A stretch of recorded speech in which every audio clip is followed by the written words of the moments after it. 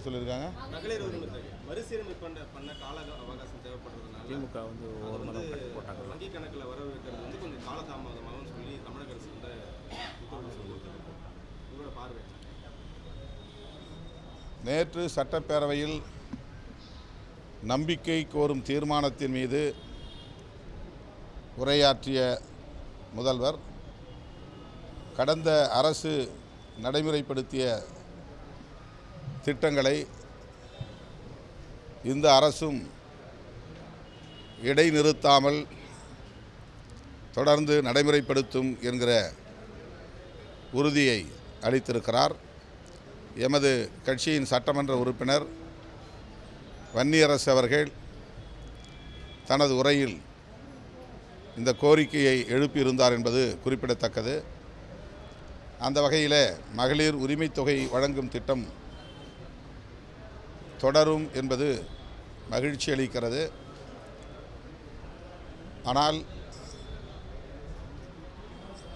மகளிர் வங்கி கணக்கில் வரவு வைக்கப்பட வேண்டிய நாள் சற்று தள்ளி போவதாக அறிவிக்கப்பட்டிருக்கிறது.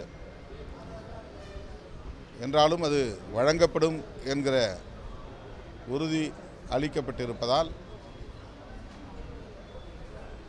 கட்டாயம் அது நடைமுறைக்கு வரும் என்கிற நம்பிக்கை உள்ளது. நடைமுறைப்படுத்துவார்கள். நேற்று சட்டமன்றத்தில் பேசின எதிர்கட்சித் தலைவர் உதயநிதி ஸ்டாலின் வந்து தமிழ்நாடு அரசு வந்து சோஃபா மாடல் அரசு தான் நடக்குது அப்படின்னு சொல்லி ஒரு விமர்சனத்தை வச்சுருந்தாங்க. ரிலேட்டடாக நம்ம ஆஃபீஸுக்கு விஜய் அவர்கள் வரதுக்கு முன்னாடி வந்து ஒரு சோஃபா வந்தது, அப்புறம் சிவி சண்முகத்தோட ஆஃபீஸுக்கு அங்கே வரதுக்கு முன்னாடி ஒரு சோஃபா வந்தது வந்து விமர்சனமாக சமூக வலைமையில் வச்சுருக்காங்க. உங்களோட பார்வை. எங்கள் ஆஃபீஸுக்கு சோஃபா வந்தது வந்து ஏற்கனவே ஆர்டர் பண்ணியிருந்தது. நீங்கள் கேமரா உள்ளே வந்துட்டீங்க அந்த நேரத்தில். அதனால் அது ரெண்டும் கோஇன்சிடென்ஸ் ஆச்சு.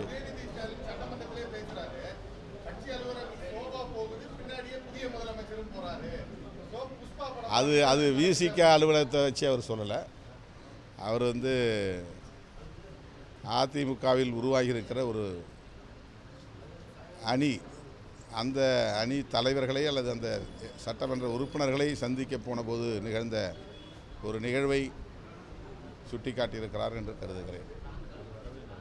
நம்ம இங்கே வரவே இல்லை. நம்ம பேசின அதிமுக முன்னாள் அமைச்சர் சிவி சண்முகம் ஒரு தலித் முதலமைச்சராகும் வாய்ப்பு வந்து தமிழக அரசியலில் உருவாச்சு.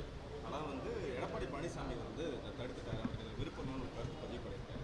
உங்களோட பார்வை. அது பற்றி எனக்கு எதுவும் தெரியாது. அங்கே என்ன நடந்தது, அவர்களுக்குள் என்ன உரையாடல் நடந்தது எதுவும் நமக்கு தெரியாது. நான் ஏற்கனவே சொன்னேன், எனக்கு தெரிந்த எனக்கு நெருங்கிய சில நண்பர்கள் என்னிடத்தில் இப்படி ஒரு பேச்சு போய்கொண்டிருக்கிறது என்ற தகவலை சொன்னார்கள்.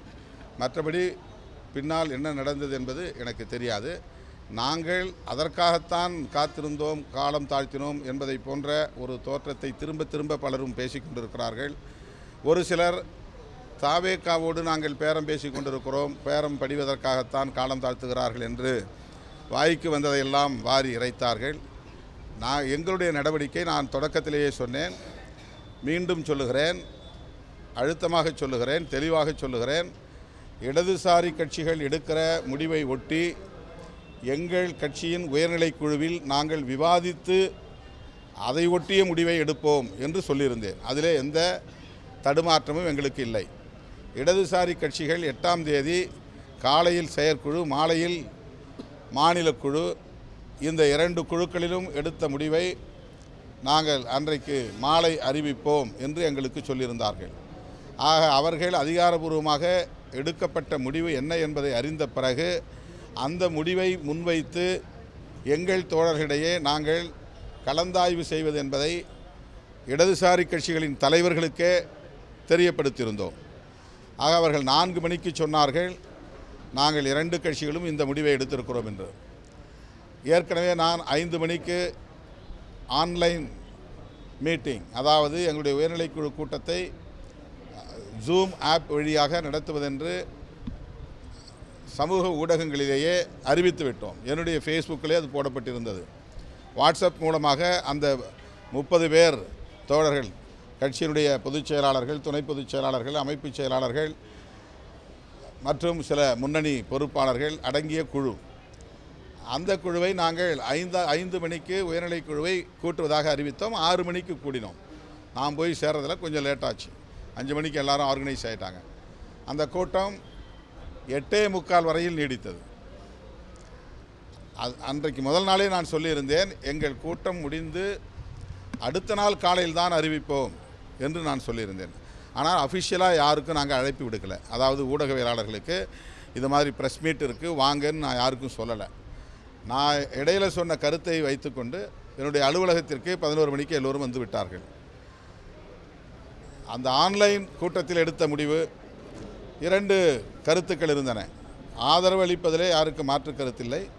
அன்கண்டிஷனல் சப்போர்ட், இடதுசாரி கட்சிகள் நிபந்தனையற்ற ஆதரவை வழங்கியிருக்கிறார்கள், அதை போல நாமும் வழங்குவதா அல்லது அமைச்சரவையில் இடம்பெறுவதா என்கிற 2 கருத்துக்கள் இருந்தன.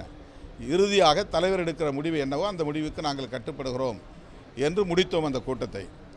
ஆக நான் பொதுச் செயலாளர்கள் 2 வரை சொல்லியிருந்தேன் தங்கியிருந்த இடத்திற்கு. அவர்கள் வந்து சேர 12 மணி ஆகிவிட்டது. அவர்களோடு கலந்து பேசுவதற்கு எனக்கு ஒரு அவகாசம் தேவைப்பட்டது. உடனே நாங்கள் எங்கோ திரைமறைவில் ஏதோ பேசி கொண்டிருக்கிறோம் என்று எங்களை பிடிக்காதவர்கள், எப்போதும் எங்கள் மீது காழ்ப்பை கொட்டுகிறவர்கள் அந்த சந்தர்ப்பத்திலும் எங்களுக்கு எதிரான அவதூறுகளை பரப்பத் தொடங்கினார்கள். எங்களுடைய சட்டமன்ற உறுப்பினர் வன்னியரசு அவருடைய தந்தையுடைய நினைவிடத்தில் போய் அஞ்சலி செலுத்திவிட்டு வர வேண்டும் என்று விருதுநகருக்கு போய்விட்டார். அது அவரே எடுத்த முடிவு. அவர் போயிருந்தார் அவருடைய தந்தை நினைவிடத்திற்கு. அவர் அடுத்த நாள் 9ஆம் தேதி காலை 8:45 மணிக்குத்தான் சென்னை மதுரை விமான நிலையத்தில் அவர் விமானம் பிடித்து இங்கே வந்து சேர 10 மணிக்கு மேலாகிவிட்டது. நான் இருக்கிற இடத்தை தேடி பிடித்து வருவதற்கு 12 மணிக்கு மேலாகிவிட்டது. ஆக சட்டமன்ற உறுப்பினர்கள் கையெழுத்திட்டால் மட்டும்தான் ஆதரவு கடிதத்தை தர முடியும். காட்டுமன்னார்குடி எம்எல்ஏ ஒரு இடத்தில் தனியே தங்கியிருக்கிறார். நான் தங்கியிருந்த இடம் அவருக்கு சொல்லப்படவில்லை. அவருக்கு 12:30 மணிக்குத்தான் நாங்கள் சொல்ல முடிந்தது. ஏனென்றால் பொதுச் செயலாளர்கள் வந்து பேசுகிற பிறகு, வன்னியரசும் வந்து சேர்ந்த பிறகு அவரும் வருவது சரியாக இருக்கும் என்று நாங்கள் தகவல் கொடுத்தோம். பிறகு நாங்கள் பேசினோம். 2 மணிக்கு ஒரு முடிவுக்கு வந்தோம். அதன் பிறகு ஃபார்மெட், அதாவது எந்த விண்ணப்பத்தில் கையெழுத்திடுவது, அது கவர்னர் அலுவலகத்தில் ஏற்பாடு செய்த விண்ணப்ப படிவம். அந்த விண்ணப்ப படிவத்தை பிரிண்ட் அவுட் எடுத்து கொண்டு வந்து என்னுடைய லெட்டர் ஹெட் கொண்டு வந்து அதிலே நாங்கள் தனியே ஒரு கவரிங் லெட்டர் தயார் செய்து அதை ரப்பர் ஸ்டாம்ப் மூலம் அதிகாரப்பூர்வமாக நான் தான் என்னுடைய வழிகாட்டுதலின் அடிப்படையில் தான் சட்டமன்ற உறுப்பினர்கள் இதற்கு உடன்படுகிறார்கள் என்ற அடிப்படையிலே அவர்கள் தனியே கையெழுத்து போடுகிற அந்த தாளிலும் என்டார்ஸ் செய்து நான் கையெழுத்து போட்டு ரப்பர் ஸ்டாம்ப் வைத்தேன். அதற்கு ஒரு கால அவகாசம் தேவைப்பட்டது. ஆளுநருக்கு நேரடியாக என்னுடைய லெட்டர் ஹெட்டில் எழுதக்கூடிய ஒரு லெட்டர், இது மாதிரி நாங்கள் முடிவெடுத்திருக்கிறோம், இந்த 2 பேரும் என் கட்சி சார்பில் அவங்களுக்கு ஆதரவு தெரிவிக்கிறாங்க என்கிற ஒரு கவரிங் லெட்டர். இதையெல்லாம் தயார் செய்த பிறகு தாவேக பொறுப்பாளர் ஆதவ் அர்ஜுனுக்கு தகவல் கொடுத்து அவர் 3:30 மணிக்கு மேல் வந்து எங்களோடு பேசி கொண்டிருந்தார். 4:45 மணிக்கு தான் தயாராகி முடிந்தது. கையெழுத்திட்டார்கள். அதன் பிறகு நான் நேரடியாக பிரஸுக்கு வந்துவிட்டேன். அவர் நேரடியாக ஆளுநர் மாளிகைக்கு போய்விட்டார். ஆகவே என்னை சுற்றி அல்லது என்னை முன்னிறுத்தி என்ன நடந்தது என்பது பற்றி பெரிதாக எங்களுக்கு தெரியாது. ஆனால் தகவல் கிடைத்தது. அந்த தகவலைத்தான் நான் தகவல் கிடைத்தது என்று சொன்னேன். ஊடகங்கள் அதை பெரிதுபடுத்தி விட்டார்கள். இப்போது அதிமுகவுக்குள்ளே என்ன உரையாடல் நடந்தது என்பதை அவர்கள் ஊடகங்களின் முன்னால் சொல்லிக் கொண்டிருக்கிறார்கள். அது பற்றி எனக்கு பெரிதாக தெரியாது. அவ்வளவுதான். ஆனால் ஊடகங்கள் திருச்சி தானே பரப்புறீங்க செய்தியை.